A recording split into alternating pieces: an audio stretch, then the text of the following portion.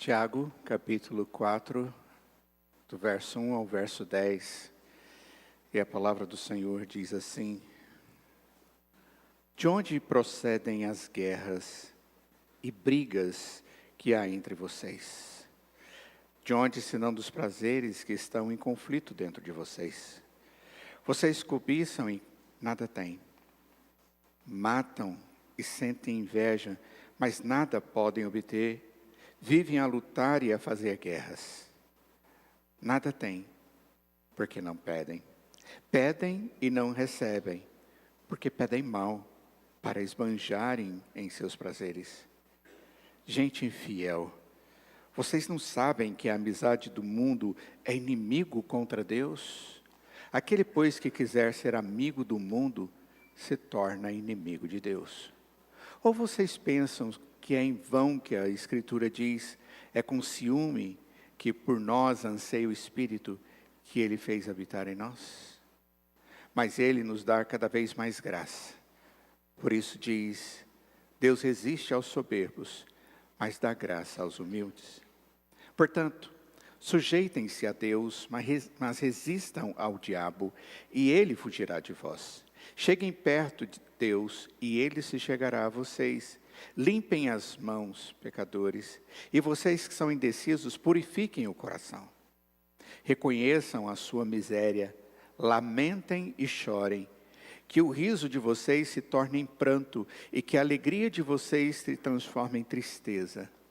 Humilhem-se diante do Senhor, e Ele o exaltará. Vamos orar.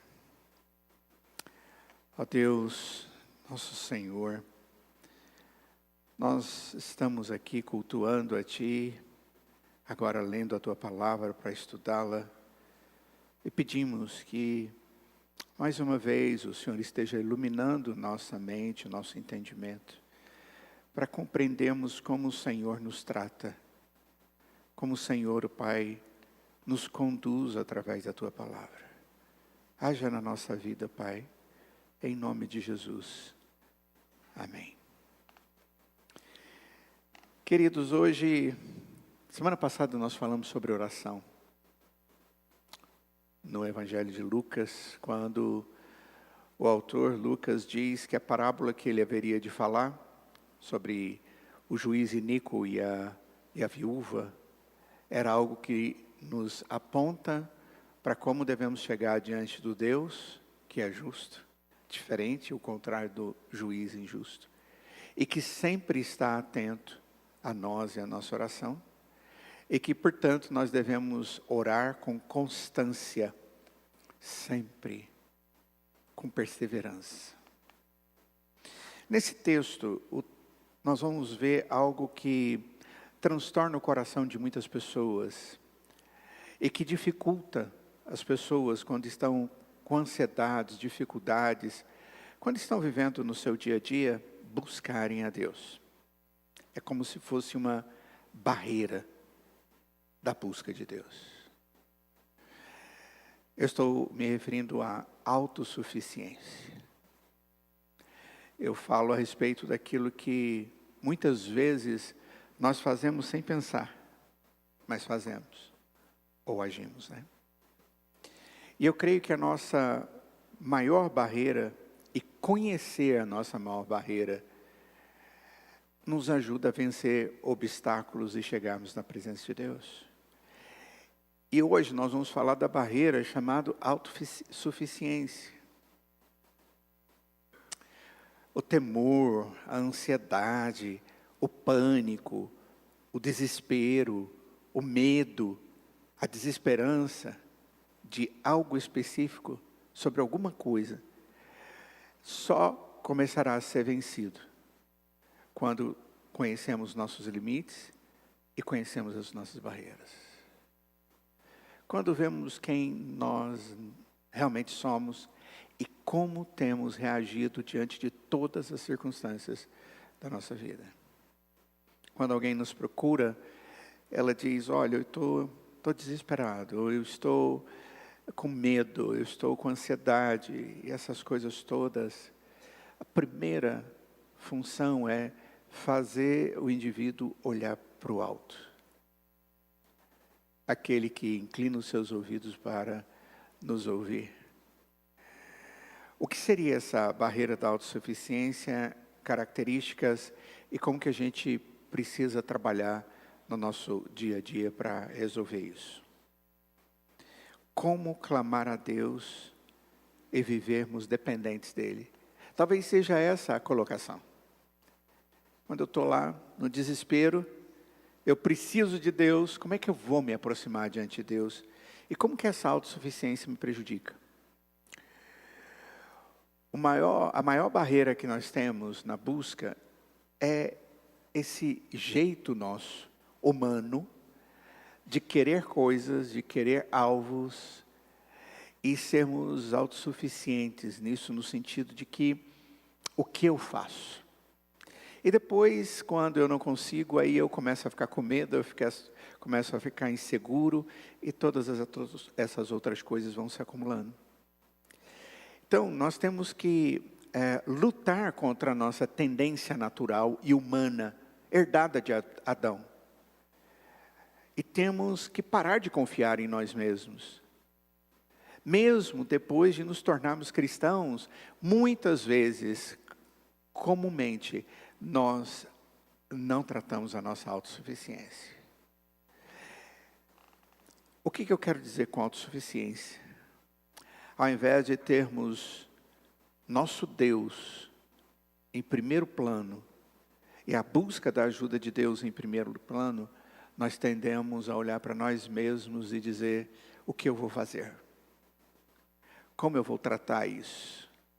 Como outra pessoa pode me ajudar? Mas é eu que escolho essa pessoa e aceito ou não a ajuda que essa pessoa quer me dar. Em qualquer área da vida, é exatamente assim que nós nos posicionamos. Agora mesmo, conversando com o irmão, ele falou de um médico que ele teve oportunidade de ir, que foi muito bom para ele, e ele receitou um medicamento. Aí a minha luzinha, rapidinho, pum, está aí minha solução. Eu vou em médico há muito tempo para tratar isso, mas ele disse que o dele deu certo, e como se o meu não tivesse dado tão certo. E aí eu já comecei a selecionar e dizer para ele: olha, como é que chama o seu médico? Nós temos essa autossuficiência. Ao invés de eu pensar e dizer para o Senhor: Pai, sobre essa situação eu não estou conseguindo a suficiência do tratamento plena, me orienta, será esse o caminho? Eu logo já fiz a minha seleção. Isso é natural em nós. Isso não é uma pessoa ou outra pessoa que tem. É algo natural, de uma natureza caída, que não coloca em primeiro lugar Deus. Nós só vencemos a autossuficiência quando nós aprendemos plenamente a colocar Deus em primeiro plano, em tudo. Coisas pequenas e grandes, inclusive sobre os nossos temores e as angústias do coração. Quando isso normalmente acontece? Acontece normalmente em uma crise, mas também é o que aprendemos no dia a dia, na cultura de hoje. O que eu faço? Senhor, o que eu faço? É totalmente diferente. Mas a primeira pergunta é: como agir? Bom, aqui no texto, em Tiago capítulo 4, ele vai tratar sobre a questão dessa autossuficiência. Quais são os problemas? Para entender a solução da autossuficiência, nós precisamos começar mais por baixo, entendendo a natureza do problema dentro de nós. O que existe dentro do nosso coração, no nosso dia a dia? Tiago não está abordando especificamente o tema do medo ou do desespero. No contexto, o que a gente percebe é que Tiago está falando sobre alguns problemas que aparentemente atormentam os cristãos naquela época. Apesar de que hoje nós lemos esse texto e falamos, tudo isso tem a ver com aquilo que eu estou vivendo agora. Seu livro não foi escrito para uma igreja específica, apesar de ter alguma ênfase sobre os judeus, Mas ele escreve esse livro para todas as igrejas, especialmente aquelas que são cristãs judias. Isso fica muito claro no capítulo 1, verso 1. Tiago, ele aborda alguns problemas comuns que eu e você, todas as pessoas e todas as igrejas enfrentarão ou estão enfrentando atualmente. Se eu pedisse para vocês se manifestarem dizendo, quem tem no coração temor de alguma área na sua vida hoje?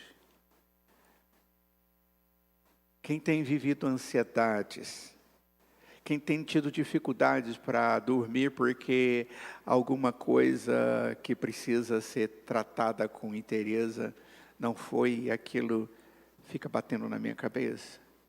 É provável que se eu continuasse essa lista, todos nós levantaríamos. Essa é a realidade.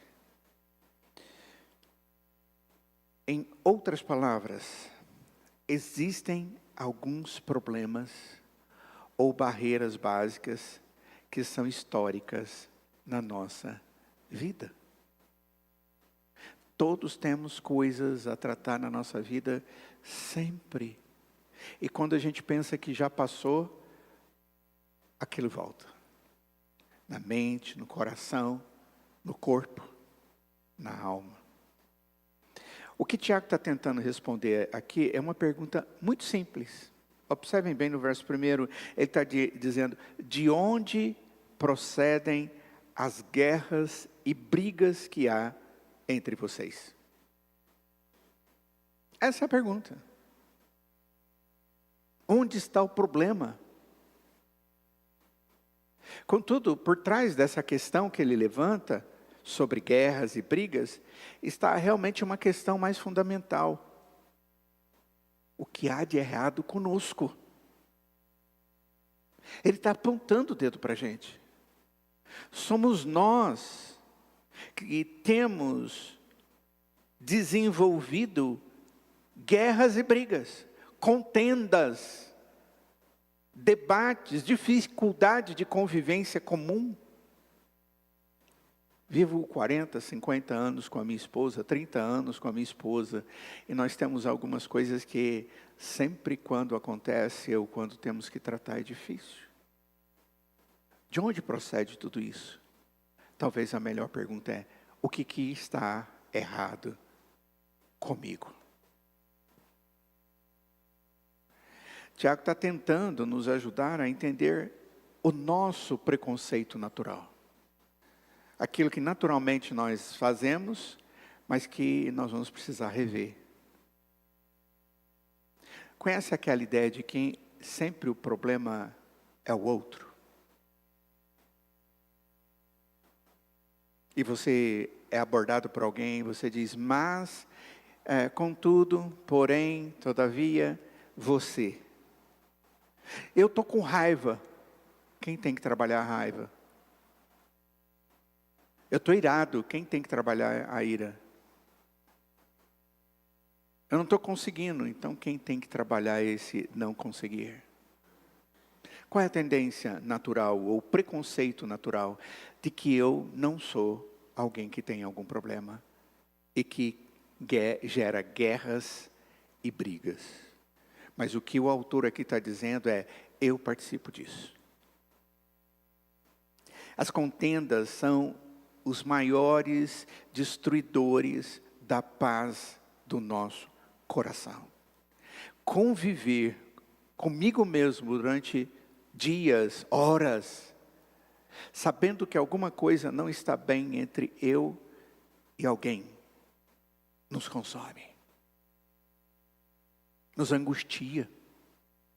E não é à toa que no Evangelho nós encontramos a orientação que diz, quando você chegar diante do altar para oferecer a sua oferta, e você se lembra que alguém tem alguma coisa contra você, deixa a tua oferta, vai lá, reconcilia-te com ele, então volta aí, faz a sua oferta. Nem sou eu que tenho alguma coisa contra a pessoa, nesse texto é o outro contra mim. E sempre eu vou dizer, eu não vou tratar disso. Ou eu não vou ter disposição de perdoar. Ou eu não vou. Ok. Esse é um coração não abrandado e nem direcionado pelo Espírito Santo de Deus. Mas é muito comum. Tiago vai identificar aqui 5 problemas básicos que têm a ver com essa autossuficiência que prejudica a gente mesmo, prejudica os nossos relacionamentos, inclusive a nossa dependência em primeiro lugar a Deus. Ele identifica que existe uma grande guerra interna ocorrendo dentro de cada ser humano. Mesmo sendo crente, cristão, como eu e você, que amamos o Senhor como nosso Salvador. E a palavra-chave aqui do texto é a palavra paixão. Na versão que eu li é prazeres. Olha só o verso 1. De onde procedem as guerras e brigas que há entre vocês? De onde, senão dos prazeres? É provável que a versão de vocês esteja dizendo paixão. Essa palavra é muito interessante porque ela é que vai dar a oportunidade de uma outra palavra. É a palavra grega hedone, que é traduzido por paixão, que é traduzido por prazeres, da qual deriva a palavra hedonista. Aquele que olha para si mesmo, valoriza a si mesmo, aquele indivíduo que tem uma avaliação pessoal muito grande e tem como característica a autossuficiência. Significa aqui uma busca de prazer egocêntrico. O que Tiago está dizendo é que a paixão egocêntrica, ela é negativa. A paixão pelos meus desejos, pelos meus anseios, os meus prazeres, eles são promovedores.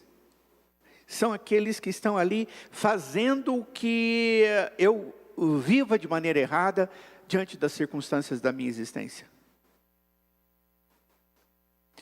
Essa palavra prazer, hedone, é uma palavra que tem uma aplicação negativa no Novo Testamento. Por exemplo, em Lucas capítulo 8, no verso 14. Lucas capítulo 8, verso 14. É uma parte de uma parábola do semeador. No verso 14 diz, a parte que caiu entre espinhos. Estes são os que ouviram.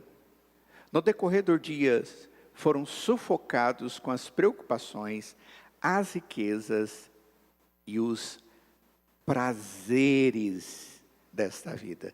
O hedone desta vida. Os seus frutos não chegam a amadurecer. Ele vai ser sufocado. A semente aqui significa a palavra. Ela cumpriu o seu propósito, ela brotou, mas havia tantos senãos aqui para eu poder viver aquilo que Deus diz, mas e o meu prazer nessa área? E eu vou ter que viver diferente esse prazer que eu tenho, e o Senhor me dá toda uma orientação, onde Ele vai me dar toda a alegria, como Paulo diz, alegrai-vos no Senhor, mas eu não acredito nisso, eu não vivo isso, eu não dependo de Deus, eu tenho uma autossuficiência que me afasta de Deus.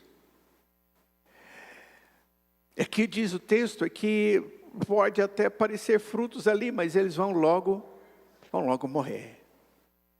Na minha casa tem um pé de tomate, tomateiro.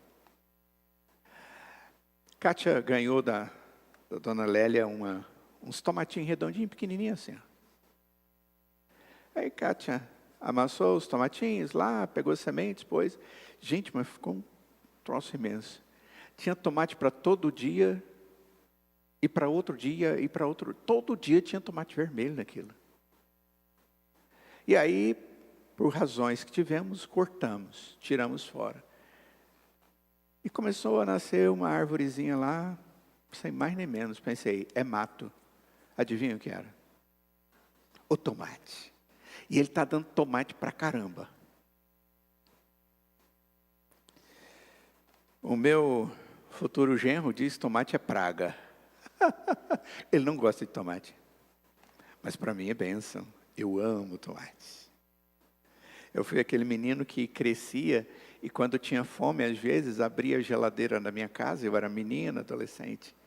E eu pegava um tomate, lavava bem e comia com sal.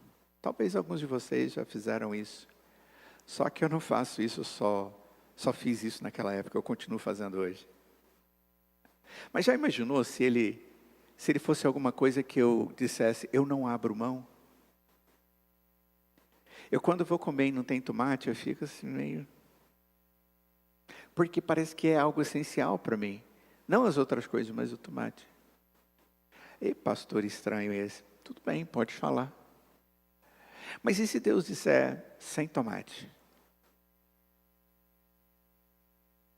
Não há mais possibilidade de tomate. Nem uma coisinha, não. Esse prazer seu, ele se tornou um ídolo. Se tornou alguém que está competindo comigo e os meus propósitos para a sua vida. Larga o tomate. Gente, eu vou sofrer. Existem coisas na nossa vida, e agora vindo para o lado sério da coisa. Existem coisas na nossa vida que nós temos muita dificuldade. E são os prazeres da vida, segundo Lucas capítulo 8. São aquelas coisas que nos sufocam e nos traz preocupação. E nosso foco fica em cima daquilo. A ponto de eu não olhar para Deus e não depender de Deus. Eu começo a olhar para as coisas e achar que elas sempre são tão grandes e tão maiores que Deus é colocado de lado. Isso se chama autossuficiência. Ela tem essa característica. Ela tem a característica de uma paixão por coisas pessoais. E que muitas vezes eu brigo para não abrir mão. Mas só um pouquinho não faz mal, né? Deixa o seu filho ver você provar só um pouquinho e depois você vai falar para ele, não pode. Ele vai te dizer, só um pouquinho. Aí depois você vai ficar todo com angústia no coração para resolver a educação que você dá para o seu filho. Então, assim, é o primeiro problema básico que a gente vê desse autocentrismo. O segundo são os desejos ímpios. No verso 2 diz assim, vocês cobiçam e nada têm. Matam e sentem inveja, mas nada podem obter. Vocês cobiçam e nada têm. São desejos que não são autênticos para Deus. São ímpios. E isso é uma barreira. Normalmente os desejos ímpios, eles nos afastam de Deus. Porque nós sabemos muito bem, porque nós temos um código de moral que Deus colocou no nosso coração, diz Paulo em Romanos capítulo 2, do verso 12 a 14, onde ele diz que a nossa consciência, através daquilo que Deus pôs em nós, vai nos acusar ou vai dizer tudo bem. Nós sabemos o que é bom e o que é ruim, o que é aceitável por Deus e que é amaldiçoado, ou Deus diz não. Mas o texto aqui diz que nós corremos o risco de cobiçar. E aí nós não vamos receber e ainda estamos nos afastando de Deus. Não faça oração pecaminosa. Alguém um dia falou, pastor, de vez em quando eu estou fazendo oração pecaminosa e eu me vejo. Eu disse, explica para mim oração pecaminosa. E ele diz, pastor, é quando você começa a pedir alguma coisa que você sabe que Deus não vai fazer nunca. Te dá alguma coisa que Ele não pode te dar. Te dá oportunidades que Deus já disse, isso não é coisa daquele que ama ao Senhor. E de repente eu fico brigando comigo mesmo. E é interessante que depois que a gente lê esse texto e começa a pensar, a gente percebe que, puxa vida, eu começo a me ver em algumas dessas situações.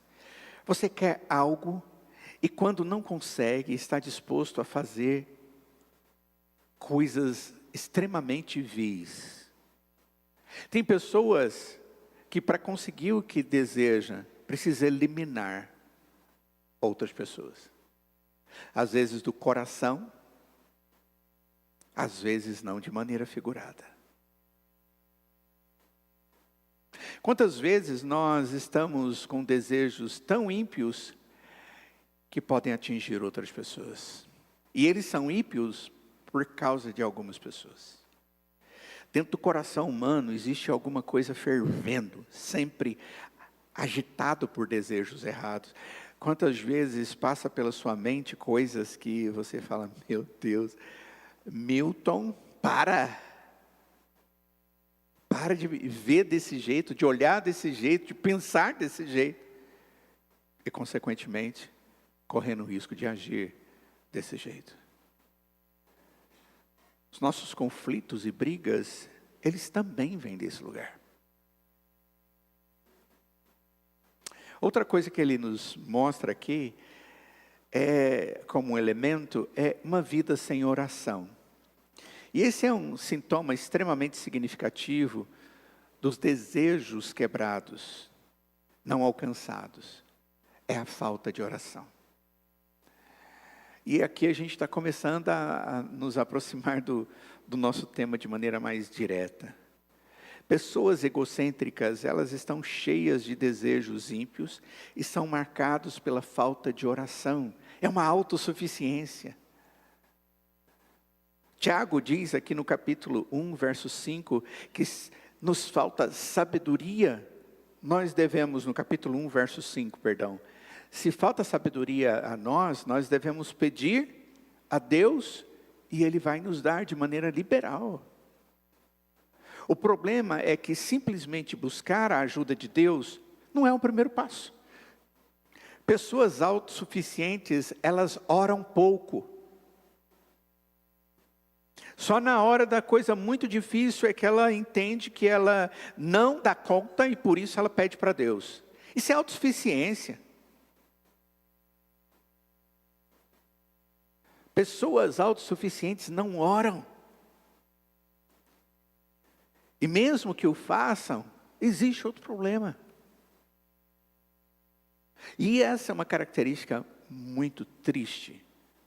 Quando eu vejo crentes não orando, crentes não tendo disposição em ir na presença de Deus, individualmente ou coletivamente, como uma igreja, com pessoas que oram, eu logo fico preocupado, porque é provável que essa pessoa está se sentindo tão bem com as suas defesas, com seus atos, com as suas expectativas, com a sua capacidade de julgar, de fazer todas as coisas, de avaliar, e olha para os outros e diz, elas também são capazes, coisas do mundo contemporâneo, de autossuficiência, positivismo e tudo mais, e essas pessoas não são motivadas a buscar a Deus em oração.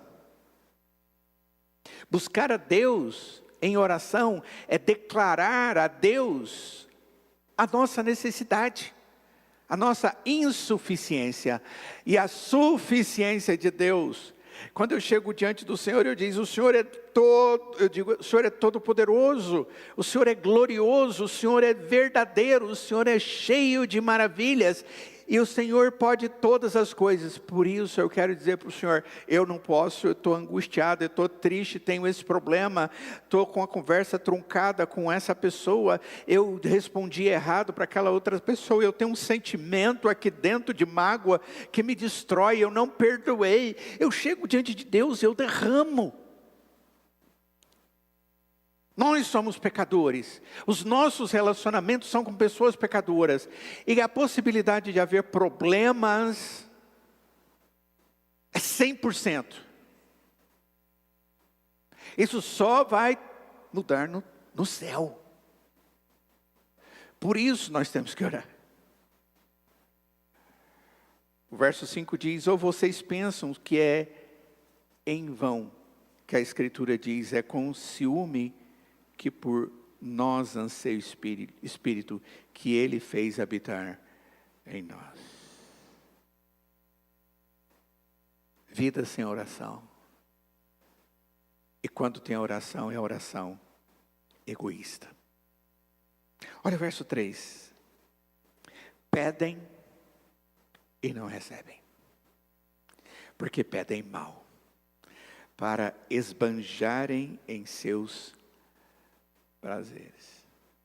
Eu vou na presença de Deus porque ali é um poço de riqueza de graça. Em alguns momentos, os textos da Bíblia dão essa ideia, né? A ideia de abrir os céus e as bênçãos serem derramadas como se fosse porta do céu. A Escritura fala sobre isso. E aí a gente interpreta que é a gente que abre a porta, é a gente que faz as coisas acontecerem. E não é assim. A oração egoísta, segundo o texto, é aquela que eu tenho para o meu gosto egoísta, para o meu próprio prazer. Lembra da parábola que eu mencionei agora mesmo? Capítulo 18 de Lucas. Do juiz Inico e da mulher viúva. Ela chega diante do juiz e diz o texto, ele, apesar dela já ter vindo uma vez conversar com ele, ele não fez nada. Ele não deu ouvidos a ela. Apesar do processo estar de frente dele. Ali, em cima da mesa dele. A Escritura diz que ele desconsidera Deus e é um homem que não preza ninguém. Porque ele é o tal, ele é a autoridade. E a mulher continua pedindo. E o texto diz, e ele disse, eu vou atendê-la para que ela pare de me amolar. Aí é o lado negativo de tudo. E o texto logo nos mostra que Deus é aquele que, quando nós falamos, Ele ouve. É aquele que conhece a nossa necessidade e nos supre segundo a nossa necessidade. É aquele que é fiel. Eu preciso aprender que a minha oração, ela precisa ser de alguém que se humilha na presença de Deus e que reconhece que só nele existe o que é bom. Eu não posso fazer como o fariseu em Lucas capítulo 18, que diz, o fariseu, para orar, ficou em pé e orava de si mesmo, para si mesmo. A oração dele era alguma coisa para motivar a si mesmo. E ele orava assim, diz o texto, ó Deus, graças te dou porque não sou como os demais homens, roubadores, injustos e adúlteros, nem ainda como este publicano, esse cobrador de impostos. Eu jejuo 2 vezes por semana e dou o dízimo de tudo o que ganho. É como se ele estivesse dizendo, o Senhor tem toda a motivação para ser zeloso comigo, porque eu fiz tudo e agora o Senhor me retribua. E nós vimos semana passada que é justamente o contrário. Nós oramos ao Senhor porque nós sabemos quem Ele é. Ele é rei acima de todas as coisas, soberano. Ele é Deus poderoso. Então, por causa da soberania dEle, eu digo, Senhor, nada posso, cuida disso. Eu estou doente, eu digo, Senhor, que é o Deus sobre todas as enfermidades, que sara através de Cristo. Tenha misericórdia, se é do Teu propósito. Senhor, o Senhor é dono de todas as riquezas, do ouro, da prata. E aí eu oro. Mas não por causa de mim. Eu até necessito, mas eu faço isso porque Deus é. É o que Deus é que me motiva. Tenha cuidado com as orações que são religiosas, lindinhas, soam espirituais, que demonstram uma certa religiosidade ali dentro, mas na verdade são apenas a expressão grosseira de nossos corações orgulhosos e cobiçosos. Essa é a oração egoísta. Outra coisa que a gente percebe é que essa autossuficiência, ela tem a ver com a nossa cultura, de onde a gente vive como ser humano. Nós vivemos com aqueles que tendem e buscam a sua autossuficiência. Eu já citei isso uma vez e cito novamente, quando você tem uma garotinha em casa e você educa a garotinha para que ela seja uma boa menina, educada, lindinha, jeitosinha, graciosa, mas que ela seja um excelente profissional, que saiba falar outra língua, que isso, que aquilo, e você diz, porque eu não quero que ela dependa de ninguém. Bota isso como propósito na vida da sua filha e você vai ver onde tudo vai terminar. Você está criando uma pessoa autossuficiente. Nós não podemos ser autossuficientes. Eu não posso ser egoísta a ponto de fazer com que eu chegue diante de Deus e fale para Ele coisas determinando o que eu preciso, porque na verdade sou eu que sei o que eu preciso. Isso de alguma forma, essas coisas que eu falei aqui, isso de alguma forma atinge você? Você vê em algum desses problemas? Você sente essas coisas no ar da cultura que você respira? Você viu algum desses problemas surgir na sua vida nessa semana passada? O objetivo desse texto é aumentar o nosso nível de consciência sobre o quanto o autofoco, a autossuficiência fazem parte de um coração que se afasta de Deus.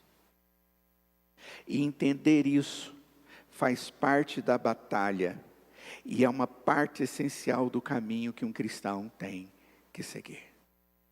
Pastor, em algum desses problemas eu me encaixo e isso tem me prejudicado na minha intimidade com Deus. Nós temos que pedir ao Senhor que nos mostre maneiras pelas quais uma mente autossuficiente funciona. E felizmente há mais informações aqui nesse texto, uma lista de problemas que vem antes e agora vem promessa. Tiago vem e diz, olha, tem esses problemas aqui. Ó. Ele aponta 5. E agora ele diz, como é que se resolve isso? Ele passa daquela cirurgia profunda dos versículos anteriores para uma promessa que está ali no cerne de como nós superamos a barreira da autossuficiência na nossa existência. A primeira coisa, nós temos que olhar para Deus em busca de quem nós precisamos. A busca da graça e do Deus da graça. O primeiro passo é você perceber que você tem uma necessidade, que nós temos problemas. O segundo passo é recorrer a Deus para a solução dessa necessidade, esse problema que eu tenho na minha existência. Até aqui o texto diz, verso 6, mas Ele nos dá cada vez mais graça. A hora que você chega nesse verso, você fala... Porque os 5 primeiros versos, o autor acabou com a gente. Contou a nossa realidade. Contou a realidade do mundo onde nós vivemos, onde as pessoas são assim. Elas pedem mal, elas não oram, quando oram é egoísmo. Essas pessoas desconsideram o poder de Deus, elas consideram a si mesmo no trono, no centro, com seu egoísmo. E aí o autor diz, mas olha, apesar disso tudo, Deus nos dá cada vez mais graça.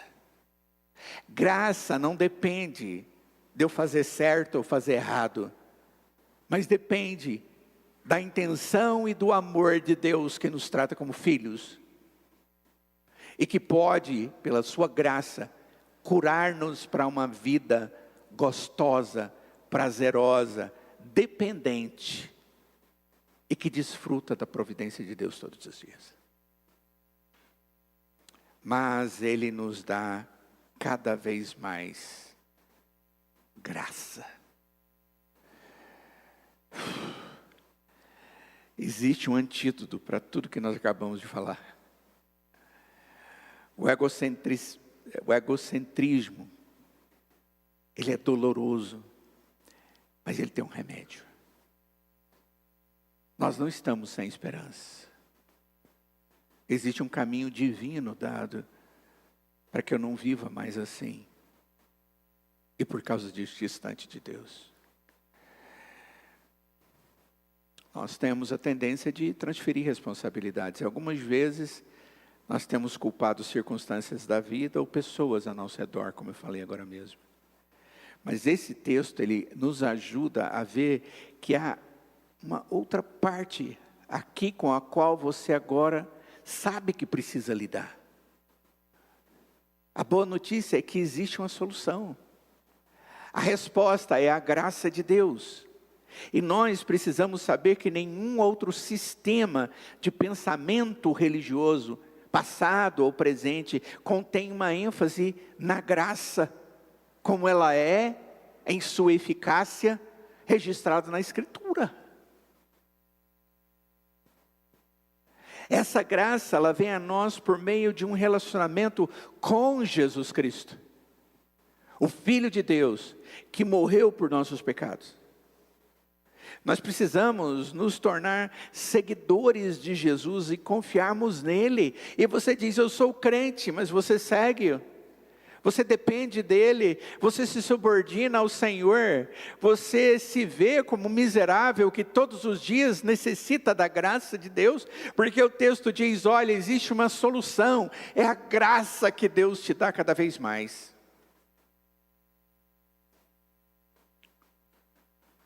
O apóstolo Paulo em Romanos, falando a respeito da graça de Deus que é superabundante, no momento dos erros, do pecado e tudo mais, ele diz, aí que você vê como Deus é gracioso. Aí o próprio apóstolo Paulo diz, então, nós vamos pecar para ver a graça de Deus sobre a vida nossa. Ele diz, de jeito nenhum. Eu não vou continuar no meu egocentrismo, porque o mesmo Deus que é gracioso também é justo. E Ele age com justiça.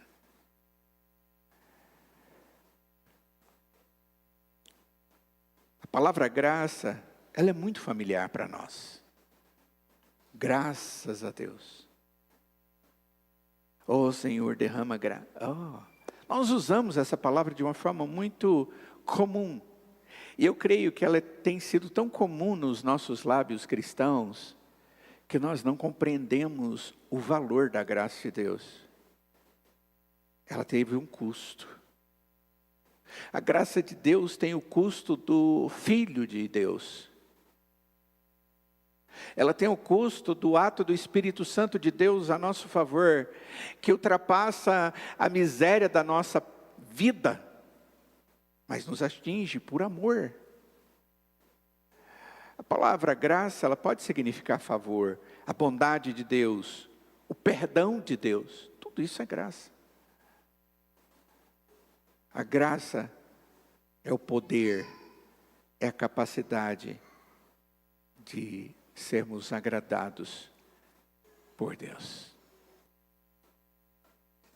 Em Deus, em Cristo, Deus nos agracia com perdão.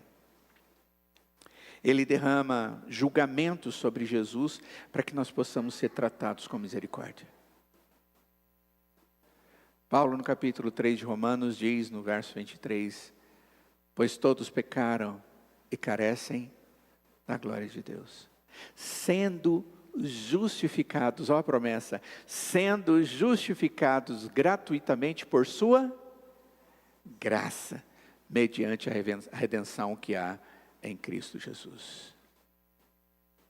Deus não para por aí.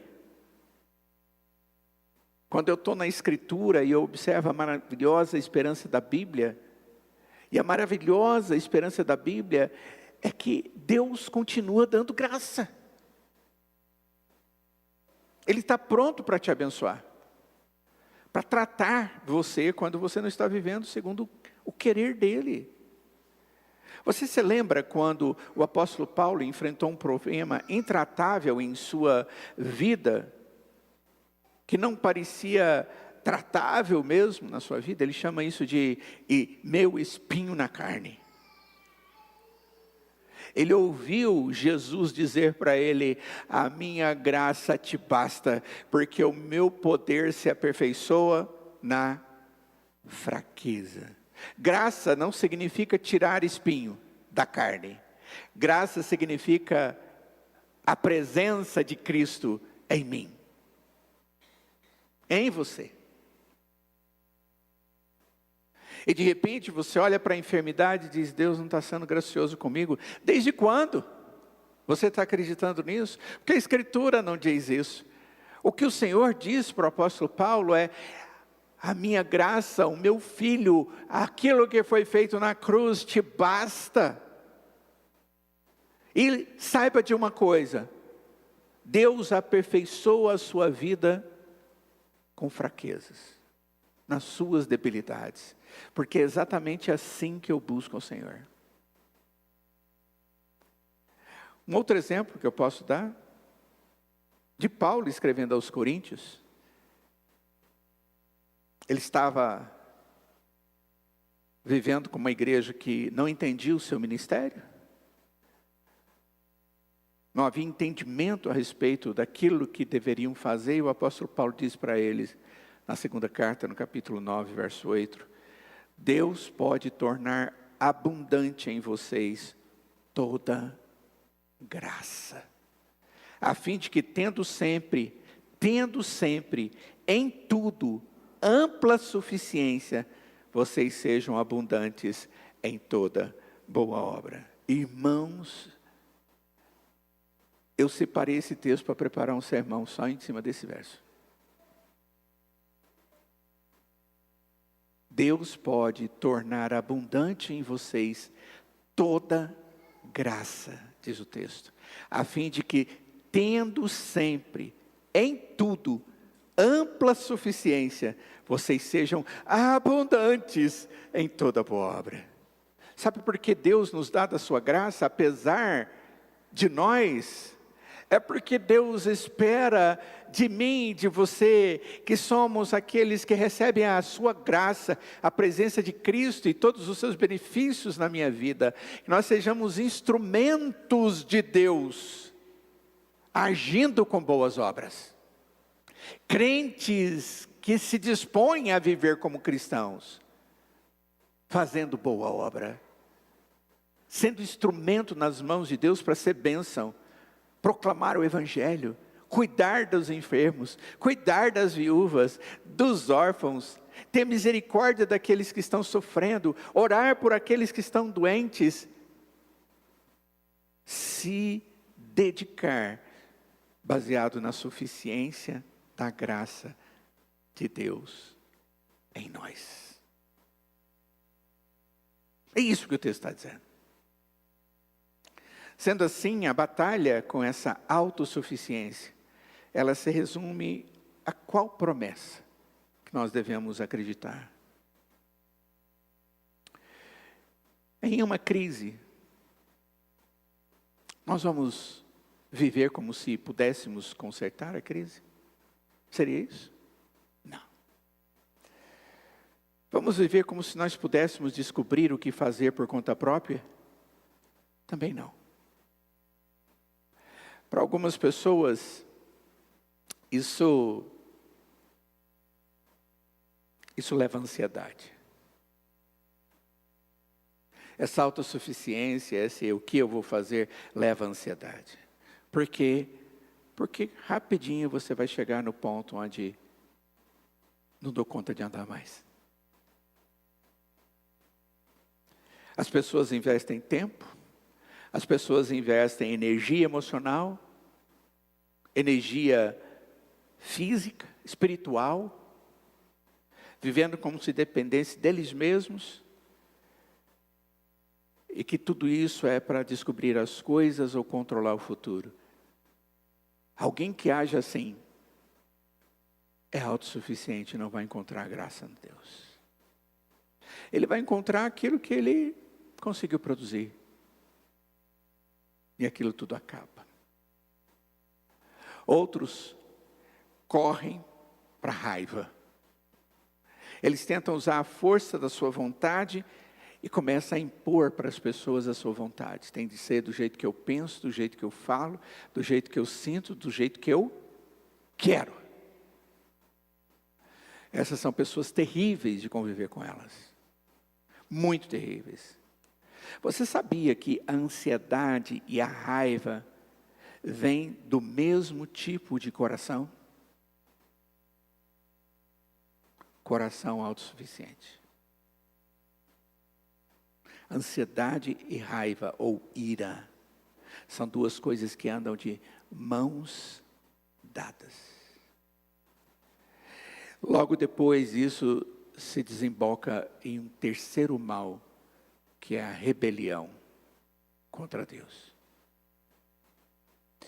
Pois bem, a autossuficiência, no meu entendimento, é um problema de crença, de fé, e de como você vive com Deus da sua fé. Colocar a nossa confiança é algo muito importante. Devemos colocar a nossa confiança e esperança não em nós mesmos, mas na capacidade de Deus nos dar mais graça. É isso que está sendo dito aqui no texto. Nas coisas pequenas, nas coisas grandes, nós precisamos abraçar uma mentalidade que respira graça, que espera graça, que confia no Deus da graça. Porque nós confiamos na promessa de Deus de nos dar mais graça.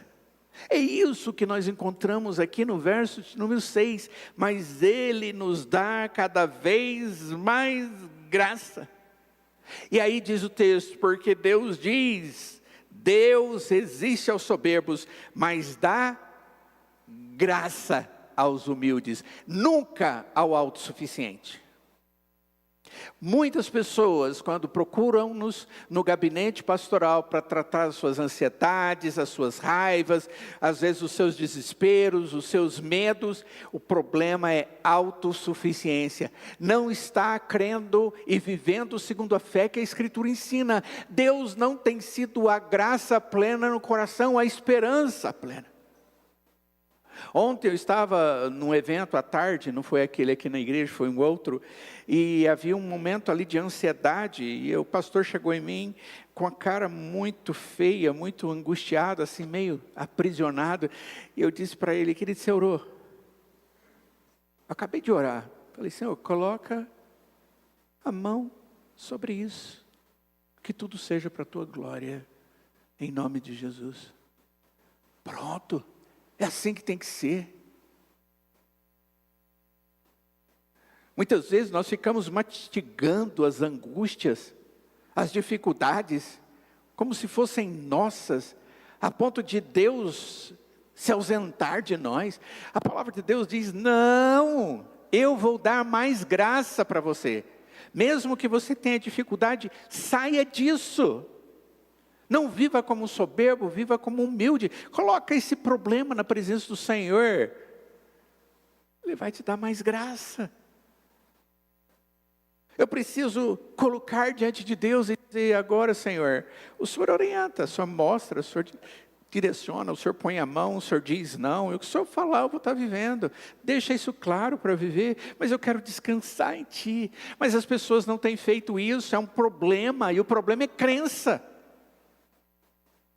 Eu estou diminuindo o problema. Estou dizendo que só é uma questão de fé. Não, mas é fundamentalmente para nós uma questão de fé. O poder da autossuficiência, ela murcha, ela diminui, à medida que nós vivemos pela promessa da graça de Deus. A partir do momento que isso toma conta do meu coração, da minha mente, da minha história, da minha vida, aquela autossuficiência que me fazia o cara, acaba. Para mim e para você, para nós que somos cristãos, O mesmo Deus que nos concedeu graça em Jesus, é o mesmo Deus que tem graça para nós até agora. E vai continuar tendo. Temos que entender essa verdade. Quando alguma coisa soar na sua vida, alguma situação, e de repente você diz, eu não sei o que o futuro me reserva. Diga a próxima frase. Mas Ele, Jesus, me dá graça. Eu não sei. Eu estou tão decepcionado com a minha vida agora. É outra frase que você pode dizer na sua vida. Talvez hoje. Complementa e diz, mas Deus me dá graça. Eu não sei como colocar o coração dos meus filhos e alcançar o coração dos meus filhos para que eles creiam em Jesus. Eu não sei. Mas Ele me dá da sua graça. Eu estou tão magoado com o que eles disseram e o que fizeram contra mim. Mas eu sei que Deus me dá da sua graça. Eu estraguei tudo. Estou tão envergonhado. Mas o Senhor me dá da sua graça. E talvez a gente poderia aumentar aqui as frases, não poderia? Poderíamos. Mas o que nós temos que nos lembrar é que Deus nos dá da sua graça. Qual que é a sua postura? Do verso 7 a 10, o texto fala. Se você está sob o peso de uma crise que o despertou para a sua autossuficiência, ou se está sob convicção agora porque está vendo padrão preocupante que você pode estar vivendo, então, você observe o que o texto diz. A primeira coisa, submeta-se a Deus. Essa é a primeira postura. A segunda postura, resista ao diabo. A terceira, aproxime-se de Deus. A quarta, pense, reflita sua vida na presença de Deus. Quinta, lamente. Lamente a sua miséria. E sexto, humilhe-se. Esses 6 pontos nós vamos trabalhar semana que vem, se Deus quiser. Vamos orar. Ó Deus, graças te damos, porque temos o privilégio, Pai, de ter essa promessa do Senhor. Mas Deus nos dá cada vez mais graça. Ó Deus, obrigado, porque essa promessa traz para nós a oportunidade de descansarmos no Senhor. Porque quando vivemos como se fôssemos nós os suficientes e autossuficientes, tudo é tão pesado, tão angustioso, tudo é tão difícil, Senhor. Mas quando nós entendemos que podemos descansar no Senhor, que a Tua graça sempre vai ser derramada e o Senhor vai nos dar mais ainda da Sua graça. Ó Deus, isso tira de nós o peso e traz sobre nós uma esperança verdadeira. Aquela que o Senhor nos promete, hoje, agora, amanhã, eternamente. Ó Deus, compreender a graça tira de nós certas responsabilidades que nós mesmos criamos para nós. E coloca sobre o Senhor a expectativa do Deus poderoso, que promete cumprir. E o Senhor diz que nos dá mais da sua graça. Nos dê essa paz, ó Pai. Livra-nos da autossuficiência. E de todas as enfermidades emocionais, físicas, que as autossuficiências que temos gerado em nós têm causado. Livra-nos disso, Senhor. Tenha misericórdia de nós. Em nome de Jesus é que nós oramos. E imploramos que a graça do Senhor Jesus, que o amor de Deus o Pai, que a comunhão, a presença e a graça do Espírito Santo esteja sobre cada um de nós hoje e para todos sempre. Amém.